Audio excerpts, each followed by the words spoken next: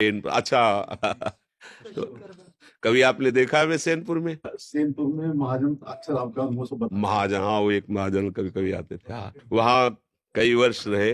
बाबा सरकार की तपोभूमि श्री स्वामी मगनानंद सरस्वती, हाँ। उस समय केवल हम दो लोग ही थे पूरे पूरे बगीचे में। एक पंजीरी बाबा पीछे थे और आगे हम थे। दिन में कभी कोई गंगा स्नान करने आ जाए, 24 घंटे में 2 रोटी और अरहर की दाल, इतना ही भोजन में वहां था ही नहीं कुछ। कभी दूध फल फूल किसी का आना जाना कुछ नहीं। मोटी 2 रोटी, एक पुजारी आते थे किसी गांव से, तो वो बना देते थे, तो 2 रोटी और इतनी दाल रख के चले जाते। उन्होंने कहा था 24 घंटे में कभी हम ले लेंगे तो रसोई में रख के चले जाते, बस इतना ही पाना था। 2 रोटी 24।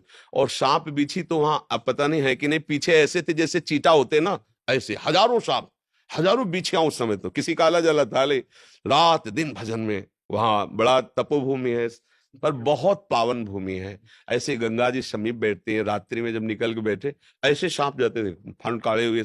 बस ये दृढ़ निश्चय था कि अगर प्रारब्ध में इसको काटना है तो कहीं भी बैठो काट लेगा, अगर प्रारब्ध में नहीं तो नहीं। तो पास से निकल जाते थे, पद्मासन लगाए जैसे बैठे, ऐसे जटाए थी, ऐसे डाले रात्रि में। जहाँ पशुओं के नीचे बैठ करके वो फूस की झोपड़ी बताए थे, वो उसी जगह फिर वो उसका 6 महीने के अंदर हो गया था उसका। जी जी।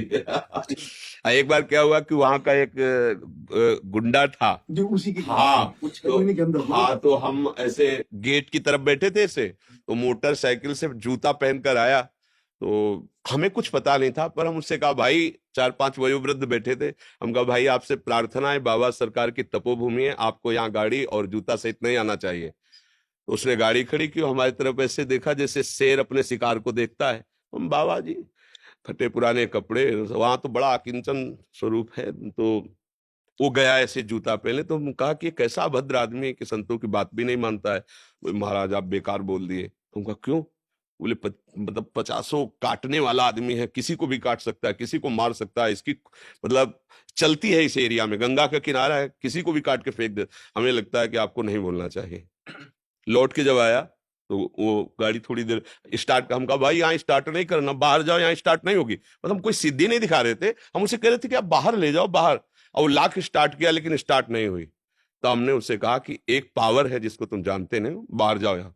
तो चला गया। दूसरे दिन हम उसी अशोक के नीचे, जो बड़ा अशोक जहाँ झोपड़ी वाली है, गंगा स्नान करके आकर के फिर बैठते थे। तो बैठे थे तो पादुका से पत्तों की खनक होती है, तो ऐसे लगा कि कोई आ रहा है, और वहां आदेश था कि कोई भी गंगा स्नान करने आए उधर ना आवे। तो कहा हो सकता है पुजारी जी ने ना बताया हो। तो ऐसे दृष्टि गई तो देखा वही आदमी। तो थोड़ा मन में आया कि क्रूर स्वभाव का आदमी, पता नहीं चला। शांत बैठे रहे। उन्होंने देखा, ए बाबा, कहा जी, ऐसे कहा जी। तो उसने पहले पिस्तौल निकाली और सामने रखा, बोले इसको जानते हो? हम कहा इतना तो जानते हैं कि ऐसे गोली चलती है। फिर उसने करोली चाकू निकाली, सामने रखा, बोला इसको जानते हो? हम कहा, हमका तीसरा निकालने के पहले हम इसको दिखा दे। कमंडल खोला, गंगा जल दिखाया, हमका इसको जानते हो? हमका तू है और हम है, और हाथ में गंगा जल लिया। हमका उठा पिस्तौल, दूसरा नहीं है, और चाकू उठा। अगर हमने संकल्प कर दिया तो तू अगर अभी नष्ट ना हो जाए तो बता। तुमने कहा बाबा जी को तुम खिलवाड़ समझता है क्या? पिस्तौल ली, चली गई। आपने जल लिया, उसी जल में फिर समाहित हो गए।